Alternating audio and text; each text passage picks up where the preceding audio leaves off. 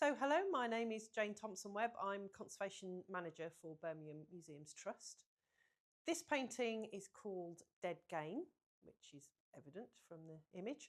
It's by a man called Edward Coleman, and this was actually one of the very first paintings that was acquired before the museum even existed. There was a campaign to create a museum for quite a long period of time, and works were acquired, and this is one of the very first in the collection.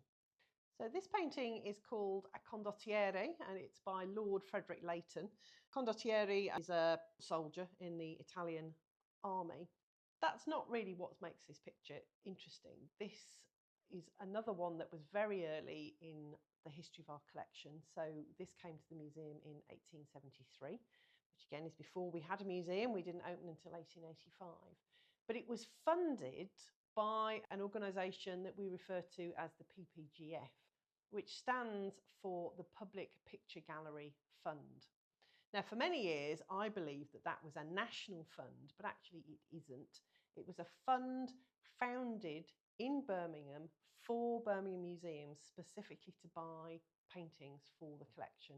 And the PPGF still exist, and they continue to help us to grow and develop the art collection here at the museum.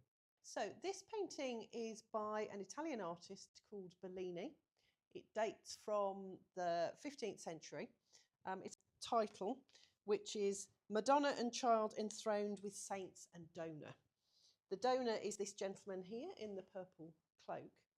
We worked on this in the 1990s when it was going to an exhibition at the National Gallery. And our paintings conservator at the time was doing some work on the purple cloak, which had lost some of the paint surface. And I watched him mix the colour. Now, you know how to make purple. You take red and blue and it makes purple. Our paintings conservator took a kind of smoky green and a brown and maybe a blue. It didn't look as if it was going to make anything remotely the right colour. Mixed it together, and I watched him take his paintbrush, put it on the cloak, and when he lifted it away, I could not see where he had put the paint. His ability to colour match was remarkable. So this painting is one of the more recent additions to the collection. It's by an artist called Walter Scott Boyd, painted in 1883. And if you know any of Birmingham Museums Trust sites, you might recognise the room, because this is actually the Long Gallery at Aston Hall. Aston Hall was the first museum as part of Birmingham Museums Trust. We acquired it in 1864, and it was very much shown as a museum in the early stages of its life. So here is the Long Gallery showing paintings from the collection. So this is one of our Pre-Raphaelite collections. It's from the later phase of the Pre-Raphaelite artists. It's an artist called Byam Shaw, and this was painted in 1901. It's titled Last Summer Green Things Were Greener, and that's a quote from a poem by Christina Rossetti, who was sister of Dante Gabriel Rossetti, one of the founders of the Pre-Raphaelite Brotherhood. At first sight, this is just a lovely bucolic country scene, a lady standing by a stream. But if you look closely, you can see that she's wearing black and grey. She's holding a skein of purple yarn. And those are all colours of grief and mourning. And the date of the work gives us the clue as to why this should be so. So in 1901, we were in the midst of fighting the Boer War in South Africa, and this lady has been widowed by the fighting, and sadly that's still an all too common occurrence. So this little jewel of a painting is called Sigismunda Drinking the Poison by a Birmingham artist called Southall. The story is rather horrific, really. Sigismunda was the daughter of an Italian prince called Tancred. She fell in love with a courtier. He was enraged that she should love such a lowly individual and had him strangled, and then sent his heart in a goblet to Sigismunda, and she then poured poison on it and drank from it, so that they were very much Romeo and Juliet, both dead together, and that's what's happening in this work.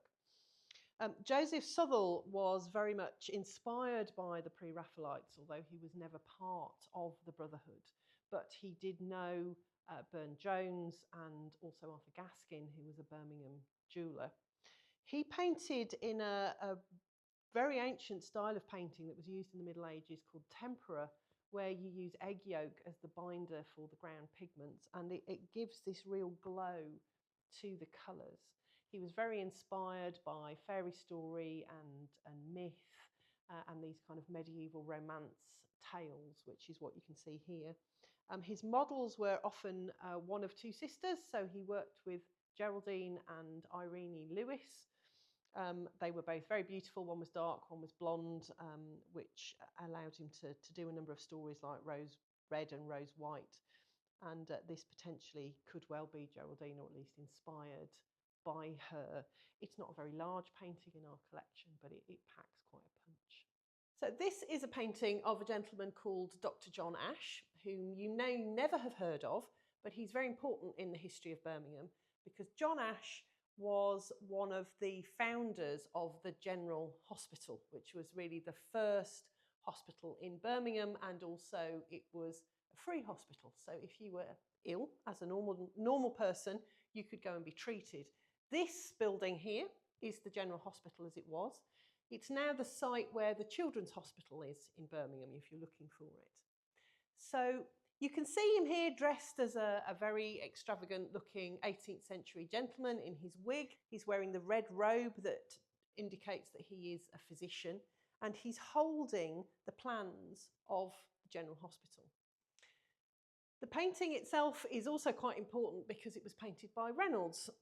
He and John Ash were very friendly. After John Ash had worked in Birmingham for some time, he moved to London where he knew Reynolds. And this is one of the very last paintings that Reynolds painted because really sadly he got an eye disease and went blind, and not very long afterwards died. And I've learnt recently that there's potentially some interesting symbolism in this. So you can see that the trees around the General Hospital are nice and green and in sort of spring colours, and that theoretically indicates that the General Hospital is new. But if you look sort of just above John Ash's head and by the statue, you can see there's another tree that you can see, and that's in autumnal colours, and that's supposed to indicate that John Ash is coming towards the end of his career, and also potentially that so was Reynolds. So that's why it's in those colours. Now you'll notice it's quite difficult to see John Ash's face because we've got this really annoying strap around it. And that's because it's a really big painting and it's heavy. And in order to ensure that it's secured well in the store, we're just using this strapping to tie it on, as well as the rack hooks that we have. So this is just making sure that it doesn't fall over. Obviously in the gallery, this wouldn't be here, but whilst it's in store, it just has that bit to keep it safe.